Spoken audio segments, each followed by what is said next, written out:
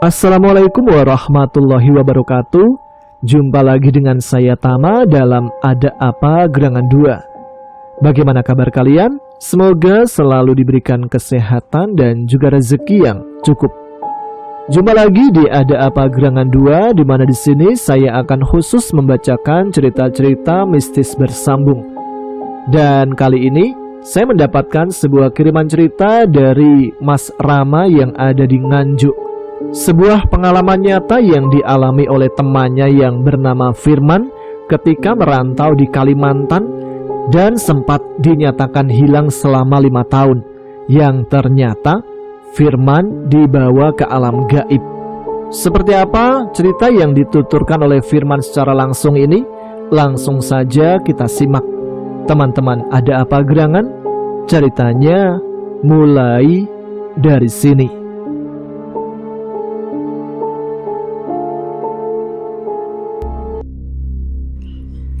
Perkenalkan, namaku Firman. Aku mempunyai istri yang cantik dan manis bernama Warni dan memiliki 2 orang anak laki-laki. Ketika itu tahun 2010, pekerjaanku masih mobat-mabit kesana kemari. Kadang juga jadi pengacara, pengangguran banyak acara. Ya maklumlah, ekonomiku masih dilanda kesulitan.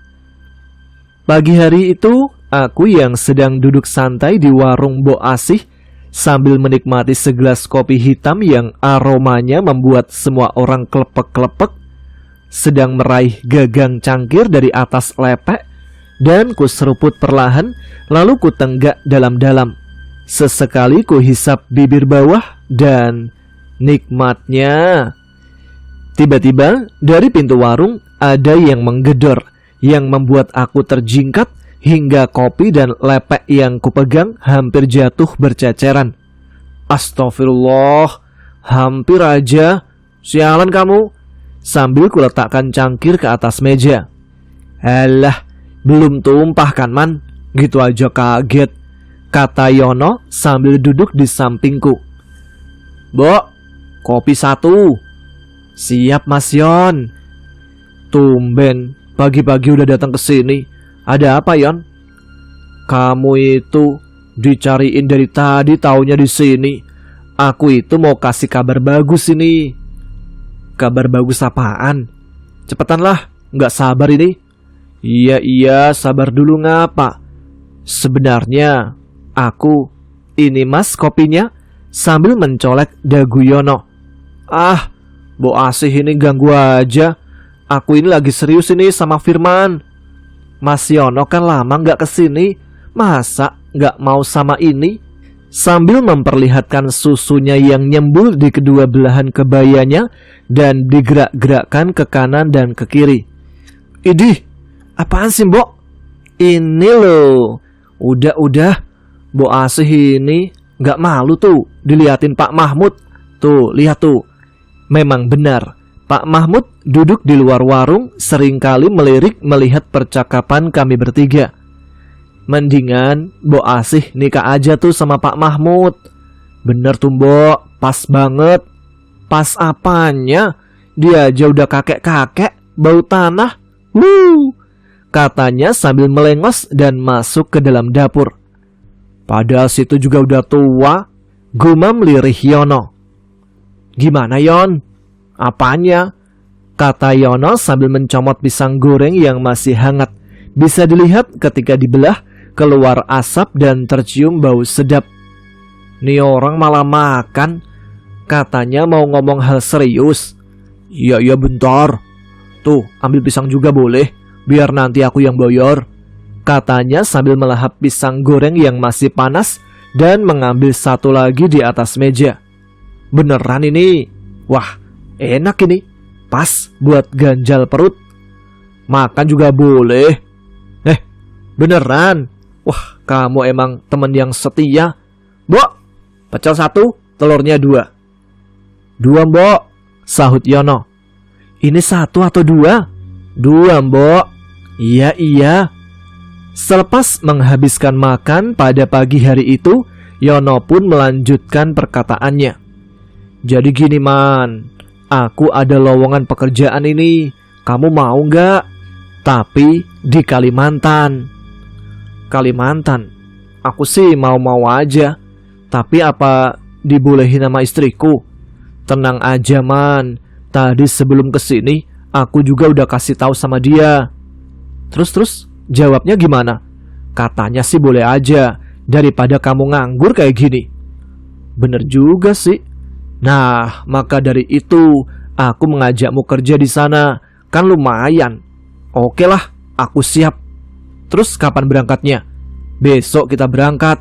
Buset, mendadak banget. Ya mau gimana lagi? Soalnya proyek pembangunannya akan segera dimulai. Jadi harus cepat-cepat sampai ke sana. Ya udahlah. Bo, udah Bo.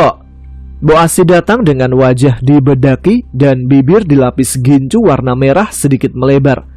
Dan yang bikin lucu ini, bedaknya tidak rata, bikin geli melihatnya.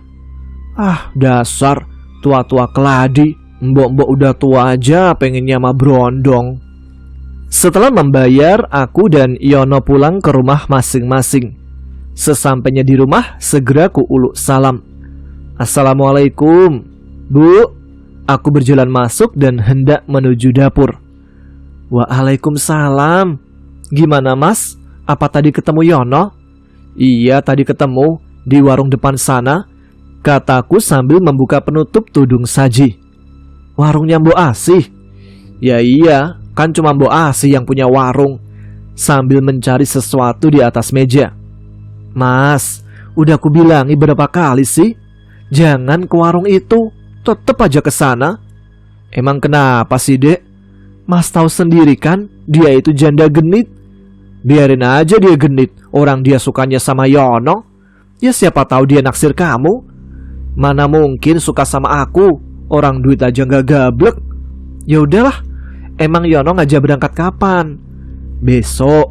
Yono ngajak berangkat pagi-pagi. Syukurlah, lebih cepat lebih baik, jawab Warni sambil memasukkan kayu bakar ke dalam pawon. Kamu cari apa sih Mas? Kamu nggak masak toh? Beras habis Mas, adanya air putih nih, tapi belum matang. Aku menatap wajah istriku dan tersenyum. Ya udahlah, nanti aku pinjam dulu uang ke Yono ya, siapa tahu dikasih. Apa nggak apa-apa Mas? Kita udah hutang banyak loh sama dia. Ya kita coba aja dulu, nanti bayarnya dari kerjaanku di Kalimantan sana. Ya udah deh Mas. Aku kembali keluar rumah dan menuju ke rumah Yono. Dan alhamdulillah Yono mau meminjamkan uang. Yono juga memberitahu bekal yang harus dibawa esok harinya. Kemudian aku berjalan kembali ke rumah. Tidak lupa aku membeli beras 1 kilogram, 3 bungkus mie instan dan 3 telur. Tidak lupa seperempat minyak goreng dan beberapa sayuran sebagai pelengkap. Kini hatiku terasa bahagia, berjalan dengan gagahnya. Di tengah perjalanan, aku berpapasan dengan kedua anak laki-lakiku yang sedang bermain dengan teman sebayanya. Jafar, Akil, pulang yuk, ayo makan. Jafar dan Akil pun berlari dengan penuh bahagia. Aku dan kedua anakku pun singkat ceritanya sudah sampai ke rumah dan memberikan beberapa bungkusan untuk menu pagi ini. Sebenarnya hari itu sudah jam 10 siang. Ya mau bagaimana lagi, hidup dalam kemiskinan. Setelah sarapan, aku mempersiapkan bekal yang ditunjukkan oleh Yono dan memberikan uang sisa 600.000 ke istriku. Uang ini mudah-mudahan cukup buat 1 bulan ya dek. Mas janji tiap bulan Mas akan kirim uang buat adik dan anak-anak, kataku sambil memasukkan baju ke dalam tas. Iya Mas, yang penting Mas jaga kesehatan, makannya yang teratur, dan juga pulang dengan selamat ya, kata Warni sambil menitikkan air matanya. Aku yang melihat istri tercinta mulai meneteskan air mata, seketika menghentikan aktivitas dan memeluk tubuh istriku. Gak lama kok dek, mungkin ya 5 atau 6 tahun. Tiap 1 tahun juga Mas pasti akan pulang, kataku sambil mengelus-elus ujung kepala. Janji ya Mas? Iya. Gak macem-macem kan? Ya enggak lah, kan kerja. Sebenarnya hati Warni sudah terasa sangat kurang nyaman dan gelisah. Namun perasaan itu ia tepis dan memilih memendam prasangka buruk yang mungkin akan terjadi di sana. Keesokan harinya, aku bangun pagi-pagi dan bersiap dengan tas yang sudah kupersiapkan. Tidak lama kemudian terdengar suara ketukan pintu. Assalamualaikum. Waalaikumsalam. Gimana man? Udah siap belum? Udah Yon, ayo berangkat. Yon, masuk dulu. Ngopi-ngopi sebentar biar gak ngantuk. Makasih banyak Mbak Warni. Tadi dari rumah juga aku udah ngopi. Anak-anak pada kemana? Anak-anak masih tidur. Aku lalu menuju ke kamar dan mengusap lembut kepala kedua anakku. Ayah berangkat dulu ya nak. Jaga diri ya, kataku sambil bergumam dan menahan rasa sedih dalam hatiku. Kini aku kembali menuju ke ruang depan dan berpamitan pada Warni. Tangan kananku pun dicium olehnya dan kuusap lembut kepala istriku. Aku berangkat dulu ya dek. Hati-hati ya mas. Iya, doain ya. Mas Yon, tolong titip suamiku ya. Iye, kayak mau apa aja dititip-titipin, kata Yono sambil menstarter motornya. Aku berangkat ya. Assalamualaikum. Waalaikumsalam. Setelah kepergian Firman, kini Warni menutup pintu rumah dikarenakan di luar masih terlihat gelap. Saat berjalan menuju dapur, tiba-tiba anak pertamanya yang bernama Ja'far terbangun dan menatap ibunya sambil menguap. Kamu kenapa, Far? Ayah kemana, Bu? Ayahmu pergi kerja. Pagi-pagi gini udah berangkat. Iya nak. Udah buruan ke kamar mandi, ambil wudhu, keburu habis subuhnya. Iya, jangan lupa adikmu dibangunkan. Sementara itu Firman dan Yono saat ini menuju ke salah satu kerabat Yono yang tinggal di pinggir jalan utama atau jalur bis menuju ke Surabaya. Yono menitipkan sepeda motornya di rumah kerabatnya dan kini mereka berdua sedang menunggu bis jurusan Surabaya. Singkat cerita, setelah bergonta-ganti angkutan umum, kini di pelabuhan di tengah-tengah laut dengan hamparan air yang amat luas, pikiran Firman mulai dilanda kecemasan. Yono yang mengetahui Firman sedang melamun, menatap luasan laut lalu menghampiri. Ada apa man? Nih, kopi sama gorengan, kata Yono sambil duduk di sebelah Firman. Oh, iya Yon, makasih. Udah, tenangkan pikiranmu. Kita ini sama-sama bekerja dengan niat yang sama juga. Iya Yon, tapi apa istriku nanti gak apa-apa? Udah, insya Allah gak apa-apa. Orang tuanya kan juga masih ada, otomatis ada yang jaga. Iya ya. Udah, buruan makan, keburu dingin nanti gorengannya. Tidak terasa, entah berapa jam, terdengar suara riuh di sekitar kapal. Firman yang mendengar suara riuh pun terbangun dan membangunkan Yono yang berada di sebelahnya. Yon, suara apa itu? Rame banget. Yono yang masih mengantuk duduk sambil menguap. Apaan sih man? Lihat, banyak banget orang berseliweran. Oh, mungkin kita udah sampai kali. Ayo turun. Keduanya pun keluar dari kapal laut dan Yono terlihat celingukan ke sana ke sini. Lalu dia mengeluarkan benda pipih dengan layar warna kuning. HP Nokia jadul. Dia mengangkat tangan dan menempelkannya di telinga. Tidak lama terdengar suara sautan. Halo, halo. Assalamualaikum. Kamu di mana ini? Firman yang tidak mendengar percakapannya hanya memandang ke segala arah. Siapa tahu ada yang menarik perhatiannya. Dan kini pandangan Firman tertarik oleh salah satu dari banyaknya orang yang berlalu lalang. Ada seorang wanita cantik yang berdiri tegak menatapnya dengan rambut diikat dan tergurai ke depan, yang terkesan sangat cantik sekali. Wanita itu terlihat senyum-senyum malu, sehingga Firman terpaku oleh kecantikan sosok tersebut. Yono yang telah selesai bercakap-cakap dengan orang yang ada di seberang telepon menghampiri Firman yang senyum-senyum sendiri, menatap lurus ke depan. Yono lalu menepuk pundak Firman. Woi, senyum-senyum sendiri, udah gila ya? Firman yang terkaget karena ditepuk secara tiba-tiba langsung berteriak, iya, ada apa?" Pandangannya masih mencari-cari sosok wanita cantik itu. Nih bocah, awas lo ya, jangan macem-macem di sini." Iya, emang kenapa? Hati-hati di pulau orang. Ini masih 1 jam lagi orang yang akan jemput kita sampai di sini. Oh, gitu ya. Kamu cari siapa sih? Celingak-celinguk, kayak cari orang aja. Itu loh, Yon. Aku cari wanita yang tadi loh. Kok gak ada ya? Wanita mana? Gak ada cewek di sini.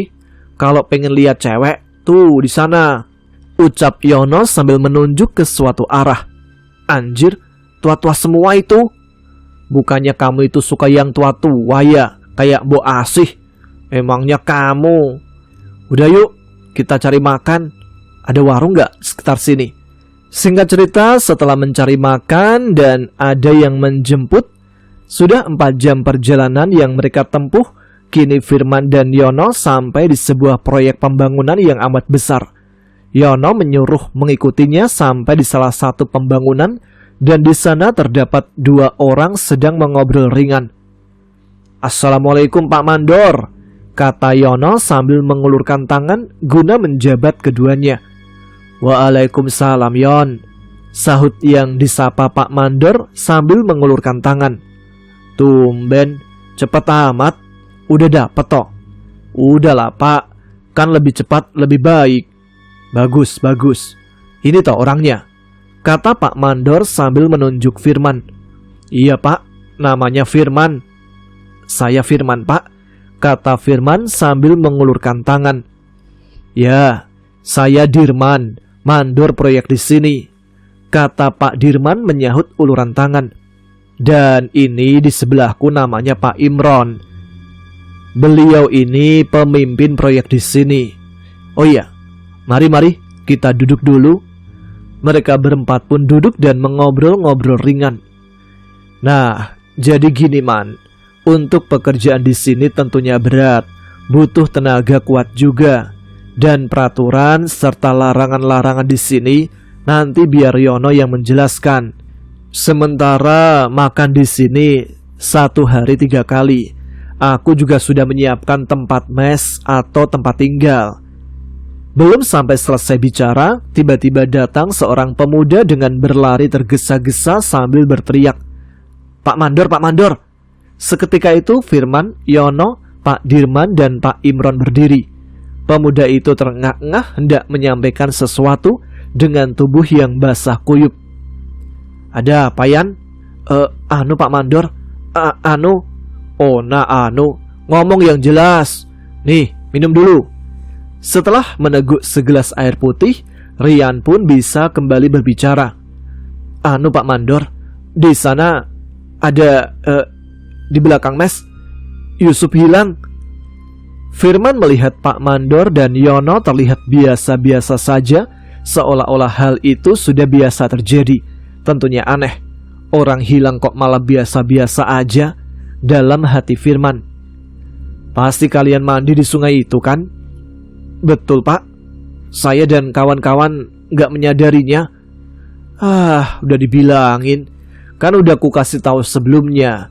Kemarin belum kelar, sekarang tambah lagi, kata Pak Dirman sambil geleng-geleng kepala. "Udah, gini aja, biar pihak berwajib yang menyelidikinya, dan kamu nanti juga ikut cari ya." "Baik Pak." "Yon, bawa Firman ke mes, ajak istirahat. Hari juga sudah mulai gelap." Kini Yono dan Firman lalu berjalan menuju mes paling ujung di bangunan proyek tersebut. Firman mulai merasa suatu keanehan. Mes itu tepat berada di utara sungai yang Rian maksud. Bukannya itu sungai yang dimaksud Rian tadi Yon? Ya emang, tepat di belakang mes itu sungainya. Oh, tunggu. Emang dalam ya sungainya? Kok sampai orang suka hilang di situ? Dan kata Pak Dirman tadi, kemarin juga ada yang hilang. Yono hanya tersenyum, seolah-olah membuat Firman menjadi penasaran. "Yon, ceritainlah, emang dalam ya sungainya?" Yono malah terus berjalan hingga sampai di sebuah gubuk sederhana yang dindingnya terbuat dari triplek. "Istirahat dulu man, nanti aku jelasin," kata Yono sambil rebahan di teras gubuk. "Jelasin sekarang aja lah, penasaran aku." "Kamu benar-benar penasaran?" "Ya iyalah Yon." "Ya udah, sini tak ceritain." Dulu, kata sesepuh dan masyarakat lokal, tempat ini dulunya hutan belantara dan tentunya menyimpan hal mistis. Juga termasuk sungai belakang sini menyimpan hal mistis juga lah. Airnya itu nggak daleman, cuma ada pantangan dan peraturan yang harus dijaga. "Emang apa itu?" "Dengerin dulu kalau aku ngomong." Iya. Larangan dan peraturan di sini. Ketika kamu bekerja, jangan sekali-kali melamun atau kosong pikiranmu. Dilarang berbicara kasar atau kotor. Nah, kalau kamu menemukan benda atau sesuatu yang mencurigakan atau hal yang terlihat aneh, jangan sekali-kali dipegang atau merusaknya. Penduduk lokal sini masih mempercayai ajaran leluhurnya. Jadi, budaya dan adat istiadat masih sangat kental. Penduduk sini semua baik man. Jadi kita juga harus bersikap sesopan mungkin di sini. Dan larangan-larangan lainnya sih, aku juga kurang paham. Cuma yang penting, kita harus menghormati satu sama lain. Bentar. Terus hubungannya sungai di belakang sini apa? Sungai ini. Terus? Bentar. Sungai ini. Saat aku di sini dan mendengar cerita-cerita dari sebelumnya, sudah sering memakan korban. Kok bisa gitu Yan? Emang kayak gimana kronologinya? Aku dengar-dengar dari penduduk sini sih, dan orang-orang yang dulu kerja, kita boleh-boleh saja mandi di sungai ini, asalkan jumlah kita jangan ganjil. Jangan ganjil maksudnya? Gini. Kalau kamu mandi di sungai ini, jumlahnya jangan ganjil. Jika beranggotakan ganjil, otomatis deh salah satu atau dua dari kalian akan hilang. Jangan mandi bertiga, berlima, bertujuh, bersembilan, seterusnya. Oh gitu. Emang ngomong-ngomong, di sini ada berapa orang yang kerja? Banyak man. Kita aja nih ya, beranggotakan 20 orang. Dan masing-masing mes ini terdapat 10 orang. Belum lagi yang ada di sana. Tuh, lihat. Memang benar, dari segi bangunan, terdapat banyak sekali bangunan kecil. Dan di tiap-tiap bangunan dihuni oleh 10 orang. Ada grup A, grup B, dan yang lainnya. Sesekali Firman melihat bangunan yang kosong juga. Yon, di sana kok sepi? Kayaknya kosong ya? Mungkin penghuninya lagi pindah ke tempat lain. Oh iya, satu lagi man. Apa itu? Selain besok kerja jadi kuli bangunan, sewaktu-waktu kita juga sama kayak di bangunan kosong itu. Emang orang yang di bangunan kosong itu kemana? Pindah kerja di sawit. Ya terserahlah, yang penting kerja dapat uang. Ya udah, hari udah mau maghrib ini, sholat dulu yuk. Oke Yon. Setelah melaksanakan sholat maghrib dan menuntaskan rasa lapar, Yono mengajak ikut serta mencari temannya yang hilang di sungai tersebut. Baru saja menginjakkan kaki di jalan turunan sungai, seketika Firman langsung merasa merinding. Sekujur tubuhnya, bulu-bulu ikut berdiri tegak. Yon, aku kok merinding ya? Gak usah dihiraukan, biasa-biasa aja. Sekarang Yono dan Firman menyalakan lampu senter di kepalanya, lalu menuju ke segerombolan orang-orang yang ada di bawah. Gimana Dul? Udah ketemu belum? Kamu Yon? Belum ini? Kamu datang dari kapan? Barusan sebelum maghrib. Nih, aku ngajak teman. Abdul menatap Firman, dan Firman pun menjabat tangannya sembari memperkenalkan diri. Pencarian pun dilakukan sampai jam 9 malam. Mereka semua pun diperintahkan untuk kembali ke mes masing-masing. Dan mereka semua tidak diperkenankan untuk keluar malam. Itu juga peraturan yang tak tertulis di papan larangan. Ketika Firman berjalan naik ke atas, Tengkuk lehernya seketika merinding, seperti ada yang meniup. Sesekali dia mengusap-usap tengkuknya. Dan tiba-tiba dia mendengar suara seseorang memanggilnya. "Mas." Dia pun celingukan ke sana ke sini. Suara siapa itu? "Ah, mungkin halusinasi," gumam Firman. Di dalam mes, dia bersalaman satu dengan yang lain sambil memperkenalkan diri. Mereka semua berbincang hangat sembari menikmati secangkir kopi yang asapnya masih mengepul. Sekitar jam 11 malam dan mereka mulai terlelap satu persatu, namun Firman masih terjaga. Sesekali dia menguap. Dia menyalakan sebatang rokok karena belum bisa tidur. Tiba-tiba Firman dikejutkan dengan suara bising dan jeritan minta tolong. Lalu ada banyak sekali suara-suara seperti ada aktivitas di belakang mes, tepatnya di sungai tempat Firman mencari sosok yang hilang sebelumnya. Karena suara itu semakin keras, Firman pun penasaran, lalu memberanikan diri untuk mengecek apakah di sana memang ada aktivitas. Ketika Firman keluar mes, disorotkan lampu senter ke sungai. Seketika, suara-suara yang sebelumnya didengarnya hilang ditelan bumi. Aneh, tidak ada sama sekali. Hanya kesunyian malam. "Ah, taulah, masa bodoh," kata Firman lalu berlalu masuk kembali ke mes. Namun saat berbalik, cahaya senternya tidak sengaja menangkap seorang wanita cantik di seberang sungai. Wanita itu menatap Firman sambil tersenyum. "Loh, bukannya itu wanita yang tadi di pelabuhan?"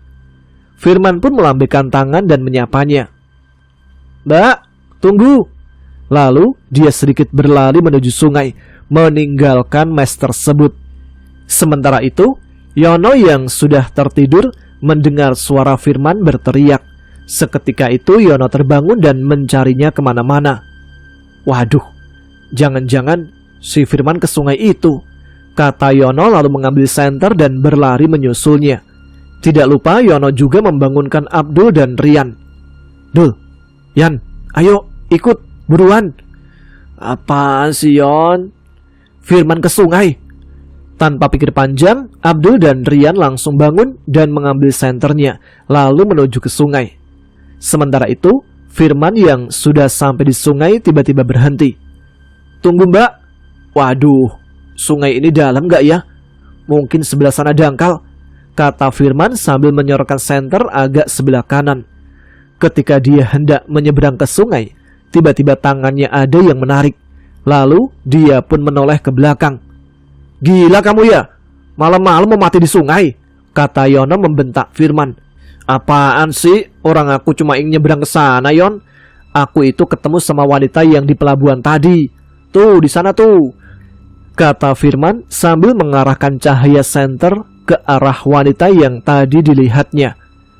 "Udah gak waras nih bocah. Loh, kok gak ada ya? Tadi beneran ada di sana kok. Mana ada wanita malam-malam begini, man." Udah yuk, balik ke mes," kata Rian dan Abdul. Setelah mereka kembali ke mes, Firman pun lalu bercerita. "Aku beneran lihat wanita itu, Yon." "Heh, man, istighfar. Di sini nggak ada yang namanya wanita.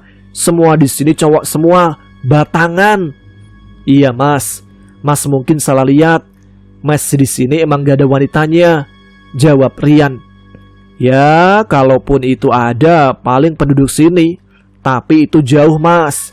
Orang dari kita ke kampung bisa 20 km lebih." "Apa aku yang salah lihat ya?"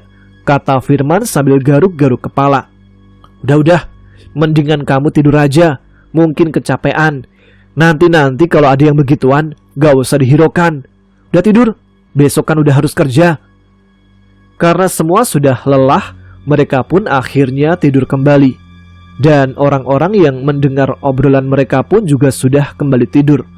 Akhirnya Firman pun ikut tidur dengan sangat lelap. Keesokan harinya, keluarlah embun pagi yang menyejukkan hati dan pikiran. Dari timur sedikit demi sedikit keluar sinar mentari yang menghangatkan badan. Firman yang telah siap bekerja menjadi kuli bangunan.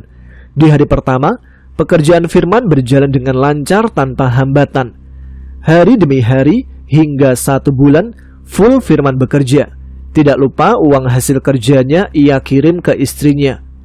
Firman yang sedang istirahat sambil menikmati kopinya di bawah pohon dihampiri oleh Yono.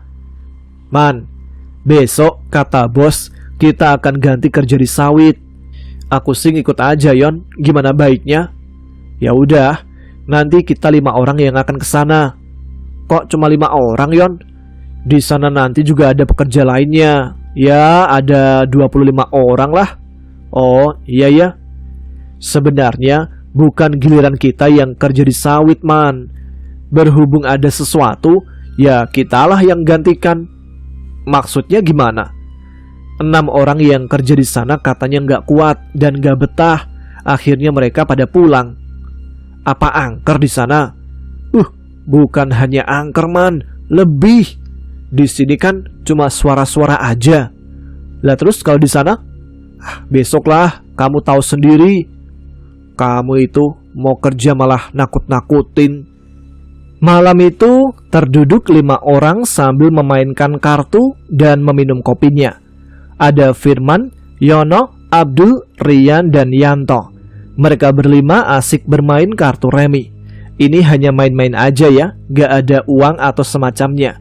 Kalaupun kalah, berarti harus pasang penjepit pakaian di wajahnya dan bisa dilepas ketika menang pertama. Jadi kalaupun menang kedua atau ketiga tidak boleh dilepas. Ada yang pernah ikut memainkannya? Mereka berlima bermain saking asiknya hingga lupa kalau hari itu malam Jumat Kliwon. Dan di malam inilah mereka dibuat ketakutan. Rian yang dari tadi kalah sambil menahan kebelet kencing, dia langsung berlari menuju kamar mandi dan menuntaskan hajatnya. Setelah merasa lega, tiba-tiba Rian mencium bau yang tidak sedap dan sangat-sangat bau. "Bau apaan ini?" katanya sambil mengendus-endus. "Buset, bau bangke. Bleh. Bau apaan sih?" gumamnya sambil mencari-cari ke segala arah. Tiba-tiba terdengar suara memanggilnya. "Woi!" Kepala Rian pun spontan mendongak ke atas ke arah ventilasi udara yang mengarah ke sungai. Di ventilasi udara itu terdapat sebuah kepala manusia yang terlihat busuk dan penuh darah. Lalu sosok kepala itu tertawa. "Setan!" kata Rian berteriak sambil berlari tergopoh-gopoh menuju ke dalam mes. Dia berpapasan dengan Firman yang hendak buang air. Kamu ngapain lari-larian?" Itu ada setan," kata Rian sambil berlari lagi. "Setan apaan? Ngapain sih? Penakut." Setelah Firman selesai buang air dan kembali ke mes, Rian pun menghampiri. "Gimana man? Ada gak setannya?" "Setan apaan? Orang gak ada apa-apa." "Beneran, tadi aku lihat." "Emang kamu lihat di mana?" tanya Yono. "Di kamar mandi sana, tepatnya di ventilasi udara." "Ih, serem banget bentuknya." Tiba-tiba dari arah belakang Yono mengageti. "Sialan kamu, udah tahu ketakutan malah dikagetin. Lagian ngapain sih takut-takut segala?" Abdul lalu bertanya. "Emang gimana bentuknya?" Kepala manusia. Busuk banget baunya. Jadi tadi dia itu manggil aku, woi. Nah, waktu aku noleh, malah ada setan kepala buntung," kata Rian sambil memperagakan kejadiannya. Seketika semua orang yang ada di mes tertawa melihat kekonyolan Rian. Belum sempat tertawa itu selesai, dari atas genting terdengar suara benda jatuh menghantam asbes yang terbuat dari besi. Suara itu begitu keras, lalu menggelinding jatuh ke depan pondok. Saat itu juga Firman dan semua orang di sana terdiam. Lalu mereka keluar bersama-sama untuk mengecek benda apa yang jatuh menimpa atap tersebut. Sesampainya di luar pondok, mereka semua menyorotkan senter yang mereka pegang. Namun setelah mencari kemana-mana, tidak ada benda apa-apa. Tapi tiba-tiba Rian berteriak lagi dan menyorotkan cahaya senter ke dalam lebatnya hutan. Itu... Spontan teman-temannya pun langsung menengok ke arah yang Rian tunjuk. Dan di dalam kegelapan hutan terlihat sosok putih-putih yang setelah diperhatikan lebih dalam ternyata itu sosok pocong. Seketika mereka semua berhamburan dan masuk ke dalam pondok. Dalam keadaan ketakutan, mereka meringkuk bersama di tengah-tengah pondok. Dan dalam keadaan yang takut itu, tembok pondok yang terbuat dari kayu terdengar dilempar oleh benda-benda dari arah luar. Bukan hanya itu, dari atas atap pun juga terdengar benda yang jatuh berulang kali. Pokoknya malam itu mereka merasa seperti diteror. Tidak lama, suara-suara dan hantaman-hantaman itu berhenti. Selama 5 menit terlihat cahaya yang berterbangan dari luar. Itu adalah cahaya api yang terus terbang mengitari pondok yang mereka tempati. Udah, semuanya baca istighfar dan baca doa-doa pelindung. Kita sholawat bareng-bareng. Yono kemudian berjalan keluar. Firman pun juga ikut menyusul keluar pondok. Di sana Yono celingukan mencari-cari dan menyorotkan cahaya senternya mengarah ke suatu titik di bibir hutan yang lebat. Ayo, ikut aku, Man. Kemana, Yon? Udah, ikut aja. Mereka berdua lalu berjalan menuju ke arah sosok yang seperti manusia sedang berdiri tegak di bibir hutan. Semakin dekat mereka dengan sosok itu, semakin jelas bentuknya. Sosok itu benar manusia, namun dia tidak memakai baju, hanya memakai penutup area vitalnya saja. Dan dia memakai hiasan di lengan dan kepalanya. Maaf, Mbah, kalau boleh tahu ada urusan apa Mbah kesini? Bilangin ke teman-temanmu, jangan buat gaduh di areaku. Ini hanya peringatan. Mendengar itu, bulu kuduk Firman langsung berdiri. Dia gemetar ketakutan ketika mendengar suara pria itu terdengar penuh amarah. Iya, Mbah, sekali lagi kami minta maaf. Kemudian Yono dan Firman pun berbalik arah menuju ke arah pondok. Mereka berdua tidak menoleh sekalipun, pokoknya fokus berjalan menuju pondok. Setelah sampai di pondok, Yono menceritakan bahwa mereka dilarang untuk berbicara keras-keras atau sampai teriak-teriak. Katanya harus jaga kesopanan dan tidak berisik. Emang pria itu tadi siapa, Yon? Tanya Firman. Dia itu sosok penghuni asli hutan sini, kata Yono menjelaskan. Setelah itu keadaan berangsur tenang dan mereka semua pun bisa tidur dengan nyenyak. Pada pagi harinya mereka semua melakukan aktivitas seperti biasa. Namun mereka semua disibukkan dengan perlengkapan yang nantinya akan mereka gunakan untuk tinggal di hutan perkebunan sawit. Jam telah menunjukkan pukul 9 pagi. Firman, Yono, Abdul, Yanto, dan Rian pergi meninggalkan proyek pembangunan menggunakan mobil pick-up. Sepanjang jalan, mereka hanya melewati hutan yang sangat luas. Singkat ceritanya, pada pukul 2 siang, mereka telah sampai di pemukiman warga. Mereka disambut warga lokal dengan baik dan ramah. Pokoknya, mereka terasa diistimewakan. Setelah itu, mereka diperkenalkan dengan kepala adat setempat. Mereka pun disuruh menginap di tempat yang sudah disediakan.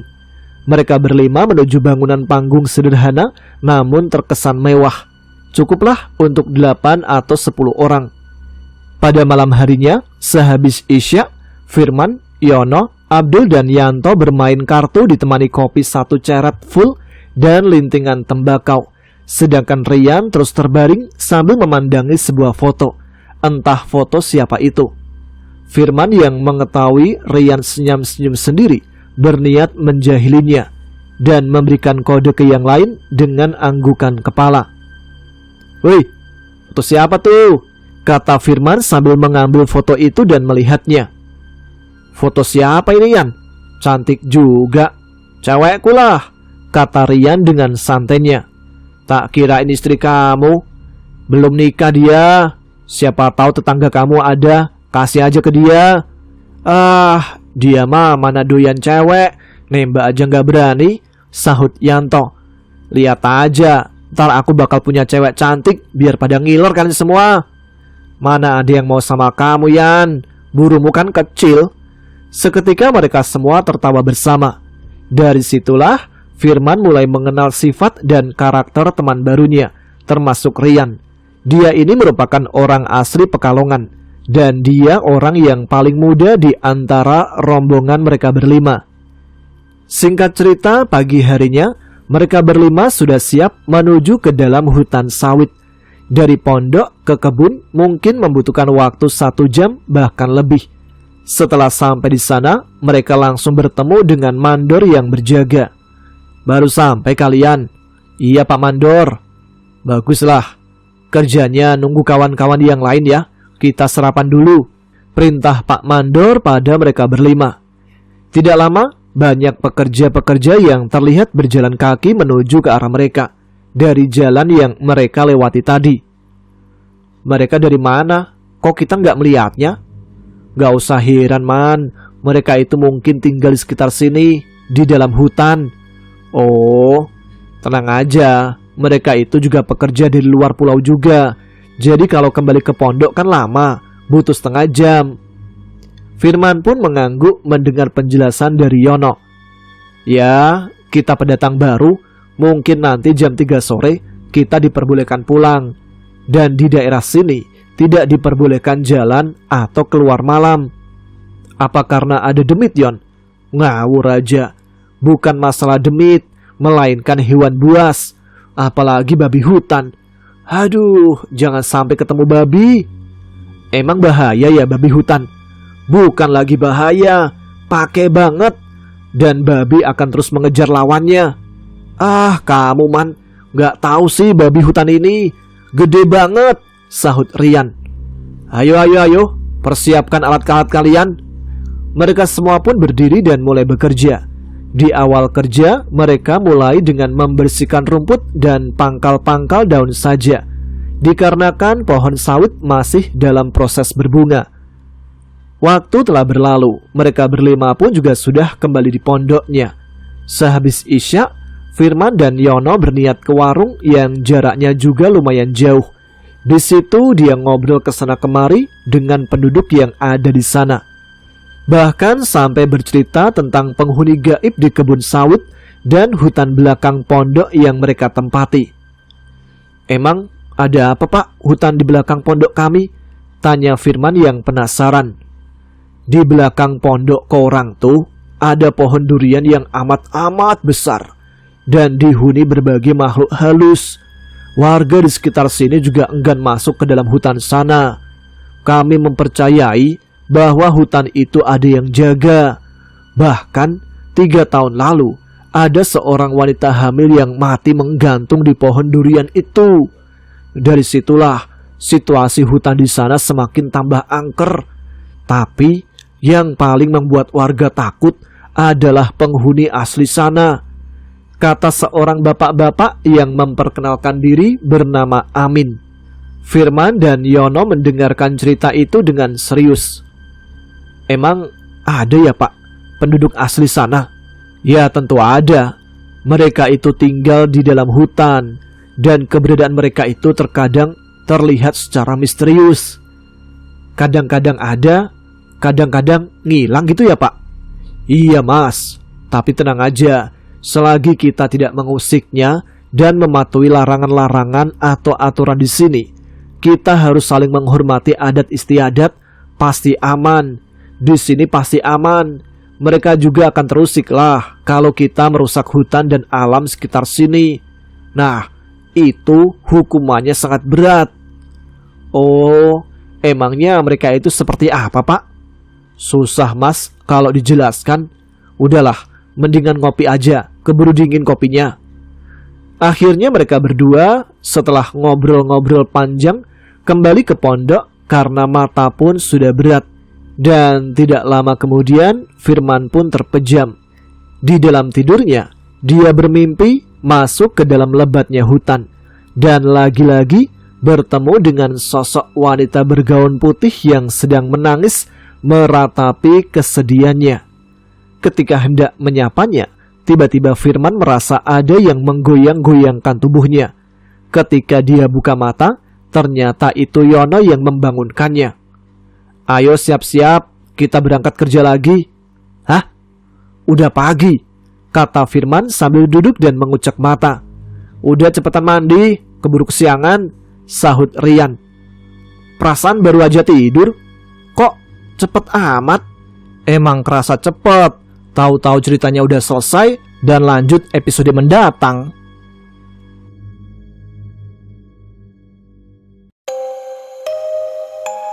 Nah, benar kata-kata terakhir itu. Kita akan lanjutkan cerita ini di episode selanjutnya ya. Bagaimana kisah Firman dan teman-temannya ketika bekerja di hutan sawit dan di sebuah proyek yang ada di daerah Kalimantan yang tidak dapat disebutkan di mana daerahnya. Terima kasih untuk teman-teman yang sudah menyimak episode kali ini.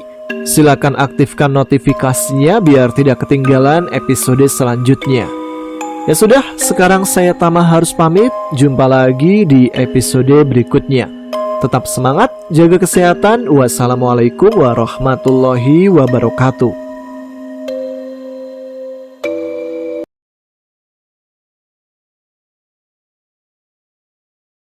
Said that we couldn't